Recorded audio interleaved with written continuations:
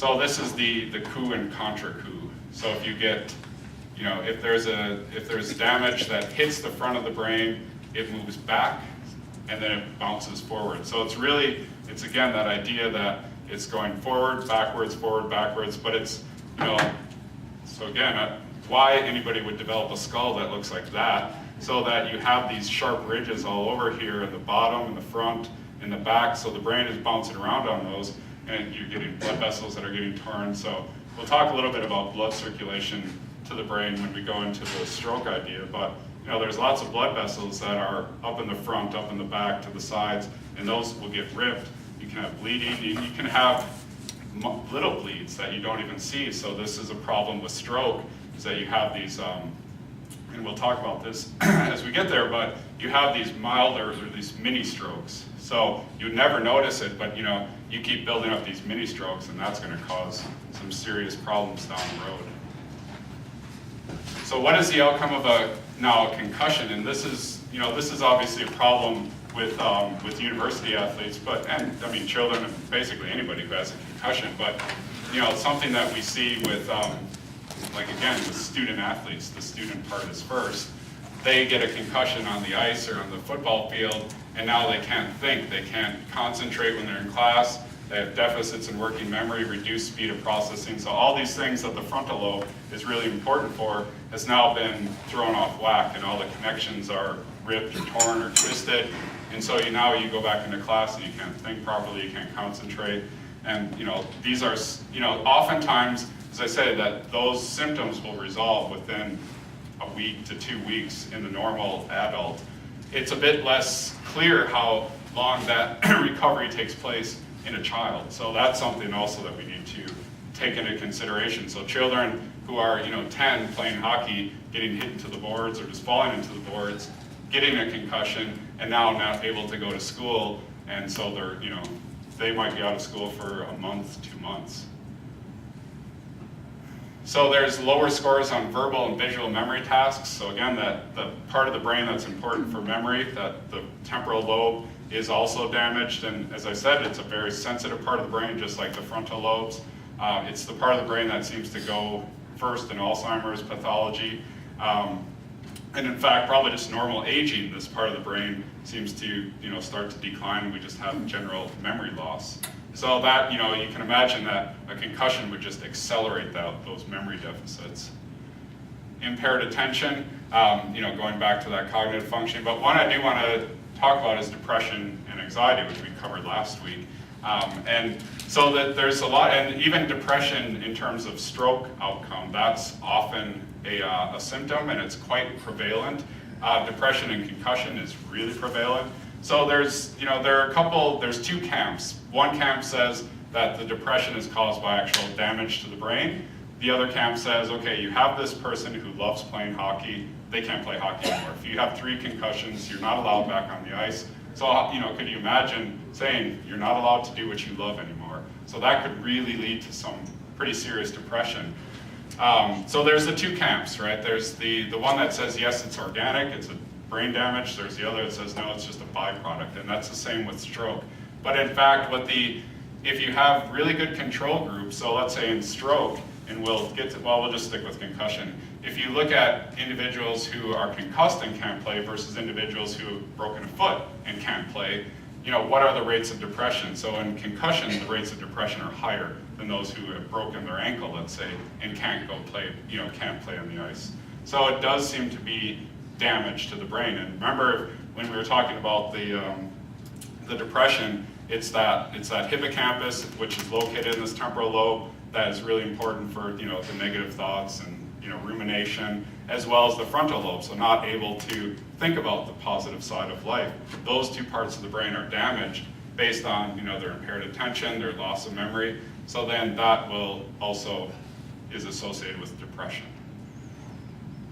Irritability, so personality changes, again related to that frontal lobe damage. And then what I guess is the bottom line is the miserable minority. So these people walking around in a fog, when we get to the miserable minority, it's the people that don't recover in the first 2 weeks after a concussion. So this really applies to people I think the clinical definition is 3 months. So if you're experiencing all these symptoms 3 months after the concussion, you get sort of, put into this miserable minority group.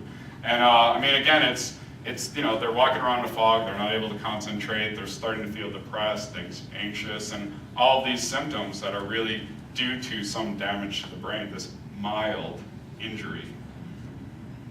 So what are the injury patterns? So what's shown here is this is a CT scan. So this would be essentially an X-ray of the brain.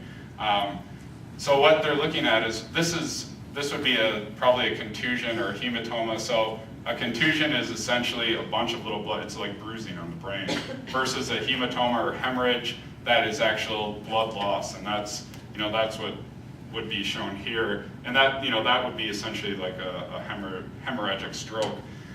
So that's pretty clear. You can see that when you come in and get a scan in like this Dr. Vassiliadi, who's the neurosurgeon at CHIO who gave us all these brains. He would have to go in there and pull out that blood to reduce the swelling. So that's that would be more of the traumatic brain injury. So that's where you get contusions and hematomas. So this is the problem though with the concussion, is that people don't show these injury patterns. So you'd go in and your brain, would look normal. I guess it's not up here, but it wouldn't show any of these patterns of damage. So it's that technological resolution that we're starting to overcome to be able to see some damage, but hospitals aren't set up for that. Emergency rooms aren't set up to be able to do that as of yet. So actually this is one of these new technologies that can show this, and this, I forgot that I put this in here. So this is what's called a resting state functional magnetic resonance imaging scan. So it's essentially looking at the functional aspects of the brain. So if you remember, I said that a concussion is usually, the strict definition is it's a functional, not a structural deficit. So you can look at the functioning of the brain, but again, this is something that emergency rooms in Canada are not set up to do. Emergency rooms in the States are not set up to do. This is more of a research way to start to say, can we develop ways where we can visualize the brain after a concussion and then make it cheaper so that we can actually put it into hospitals where it's really needed. So what's really happening is they're just essentially putting people on a scanner and saying, don't do anything, just lay there and rest. So it's a resting activity of the brain. So it gives an overall measure of brain activity, so the functional aspects of the brain. And so the report that I saw did all these kind of really interesting statistical magic and trickery, but essentially what's happening is so this would be a concussed individual versus a normal individual, and all they're doing is saying, just sit quietly and let your brain work. And so in a normal individual, what they do is they see all these high levels of activity, so these big red dots, and then what they can also map out is how well they're connected with each other. So they can look at the functional connectivity between different parts of the brain. And so if you look in a concussed individual, and I chose these because these two images really showed a difference, is you can see, this person is missing these two, is missing all these over here. So there's a lack of functional connectivity in the brain that happens after a concussion. So it says here connections between the left and right are lower or weaker in the injured athlete than the uninjured athlete. So, but again, that's not something that, if you took away these red dots and you just look at the brain back here, the X-ray of the brain, there's no difference between those brains. It's only until you do this, pretty fancy technique that you can start to see that there are actual connections that are in the brain that are deficient. So yeah, they call it the default mode network. So it's just how your brain functions as you're just sitting here, not doing any task or not tasking the brain. So then when you say that, so it's the functional aspects, but not structural, which again I think is incorrect to say that there's no structural damage, because there is structural damage, and it gets down to the level of the actual individual connections of the brain, so the axon. So that in that video that I showed last week, where there was the individual neuron in the brain, so you have inputs coming in one side, and then you have this long axon that connects to another brain cell. It's those axons, it's the diffuse axonal injury. mean, these axons, this little strip here is really critical for, you know, those functional patterns in the brain, so connecting the left side to the right side. And when you have damage in those little microstructural elements, that's what will impair the ability of the left side to connect to the right side. So it's more of this diffuse injury, which is really hard to detect unless you have these more fancy technologies like this diffusion tensor imaging, which is, you know, again, it's looking at connectivity between two brain structures. So what we get to is the postmortem examination. So, you know, there are lots of athletes who have decided to, you know, submit their brains to research. You know, a lot of the NFL players are doing this, a lot of NHL players are doing this.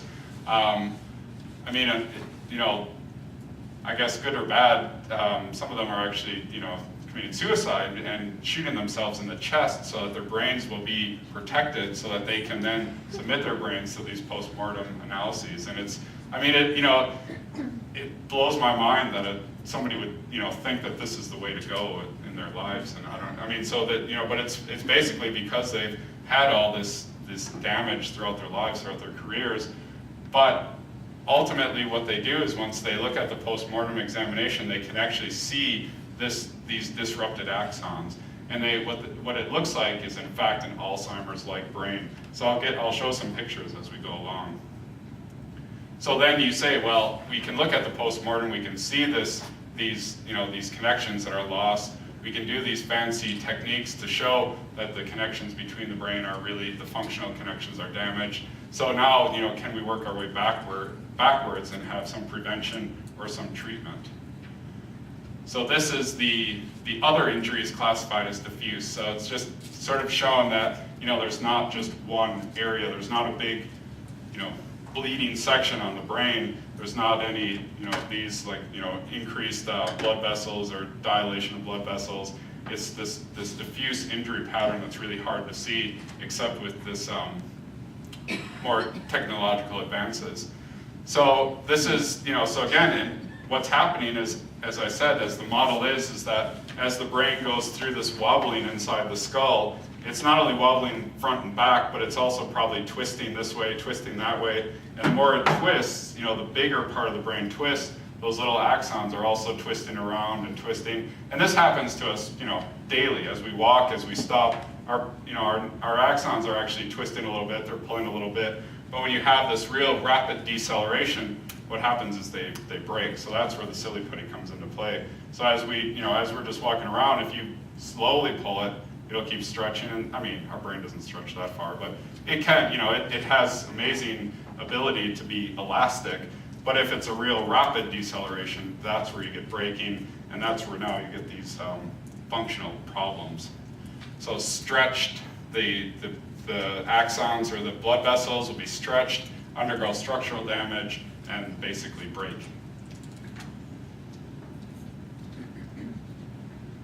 So this is kind of, so again, now we'll look a bit more into the microstructure. So what is diffuse axonal injury? So you have the cell body of the neuron, you have this normal axon. So information is coming in to these little processes out here. It's being filtered through the cell body, and then it goes, the electrical signal goes down the axon, and then it goes to the next neuron, and the signal keeps going through your brain, and you're able to concentrate, you're able to pay attention, you're able to do all those things, remember what you had for supper last night. So this is essentially the output that, you know, keeps everything going. So what happens during a concussion is there's a shearing of this axon. So that's where, you know, you can see it getting essentially twisted there. So in the silly putty is just, you know, being twisted around. And what really is happening is almost choking off this, you know, the cell body. So that in the end, what will happen is if you have enough twisting or in fact, you know, the break, this cell body will die off. And so this is actually what a pattern of brain injury or brain pathology looks like in Alzheimer's disease. So you have the shearing, you have the twisting, all the brain is moving around in that skull, and these little microstructural elements are getting twisted, and then they can also break. And what will happen is that the result is permanent death of this cell body. so degeneration. So where's this link? So risk factors for Alzheimer's. So I'm just going to put this up here because I think this is a really interesting link between concussions, between repeated concussions, between repeated brain injuries, and the development of Alzheimer's disease. So there is a connection between head injury and future development of Alzheimer's disease. That's pretty well established. So what is Alzheimer's? So again, I'm not going to get into depth into this Alzheimer's right now because I do have a planned lecture that will talk more about Alzheimer's pathology. But in the original write-up of pathology by Alzheimer himself, what he noticed is that in these individuals they have what are called plaques and tangles. So the plaques are these, like again, it's hard to describe this really briefly, but a plaque is essentially garbage in the brain that clogs up everything that's supposed to work properly. So I always say that, most of us have, like uncooked scrambled eggs in our head. We have just liquid floating around. As you cook a scrambled egg, or as you cook an egg, it gets solid. So that's exactly what's happening. The plaques are forming. They're like a solid form of a liquidy egg. But what that does is then it starts to interfere with the connections in the brain. And so the other part of Alzheimer's is just like what happens in a concussion. You have the healthy neuron here with its axon coming out, and it's all nice and purple and beautiful, and it connects to the other brain cell, versus a diseased neuron that has these disintegrating axons, and it's all the microstructure of the axon. The axon falls apart, and it will choke off that neuron, and it will ultimately die. So in Alzheimer's disease, you can see that there's these like tangled clumps of this particular protein that makes these axons, gives them their structural integrity. So as again, in Alzheimer's, it's not probably as clear, but you can imagine that as you have these repeated injuries, those axons are twisting, and ultimately what will happen is they'll just fall apart, they'll break down, they'll disintegrate, and then they'll choke off the neuron.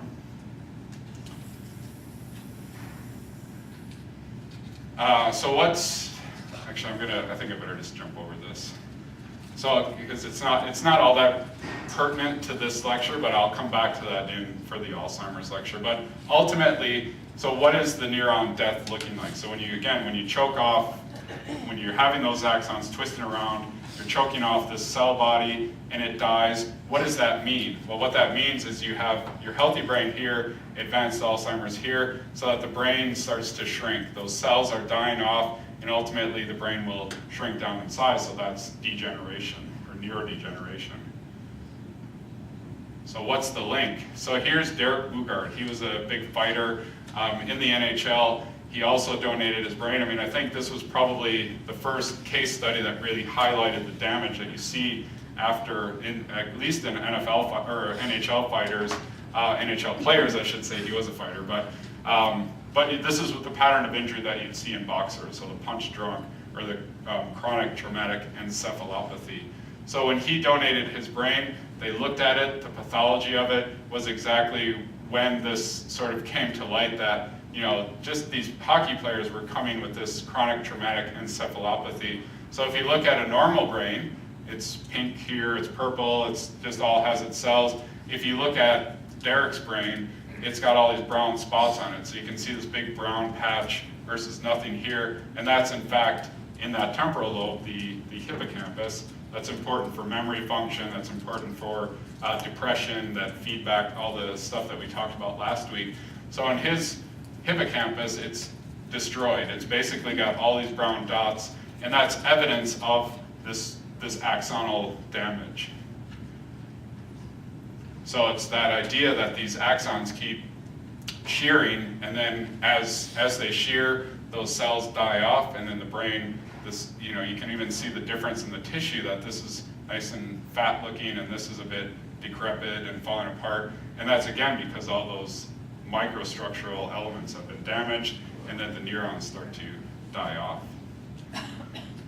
So now comparing it to an Alzheimer's brain, if you have your normal brain, which hopefully this is what all of our brains look like, you have an individual, I think this probably is a slice from Boogaard's brain, So you can see these big brown dots and all this brown around here, that's all just the evidence of this repeated axonal injury. And then you look at an Alzheimer's brain, which, I mean, the resemblance is really striking. And this was a different image that I found, not even related to the chronic traumatic encephalopathy, but you can see the similarities between the two brains. You have these big brown, dead cells here. There's a dead cell in the Alzheimer's brain, and then all these brown strands, those are the dead axons. So individuals who experience these repeated concussions their brains start to look like an advanced Alzheimer's brain. And at the bigger picture, if you zoom out, so you can see a normal brain, no little brown black marks. So this would be a brain from an individual who had experienced a lot of concussions, probably one of the NFL players, I think. I can't remember where I got it from, but you can see that there's all this black here, and that's evidence of damage versus an Alzheimer's brain, which obviously there's a lot more damage, but this is probably a brain from somebody who's 80, 85, 90.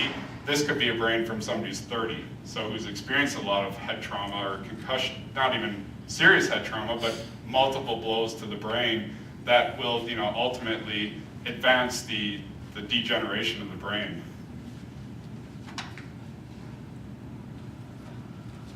So again, I just want to wrap up here. That's pretty good. We have time for some questions. So there is this evidence of axonal degeneration after a concussion. So it does look like you can, so this is one of these important things in the absence of clinical deficits that I haven't really gotten too far into, but so I did say that people often recover from a concussion, within 1 to 2 weeks, except so on the outside they look fine, but in fact on the inside what's happening is their brain is still going through this continued degeneration, this damage. So you can have somebody who looks normal, who acts normal, but the brain is not normal. And this has been shown a couple times from an investigator at the Montreal Neurological Institute,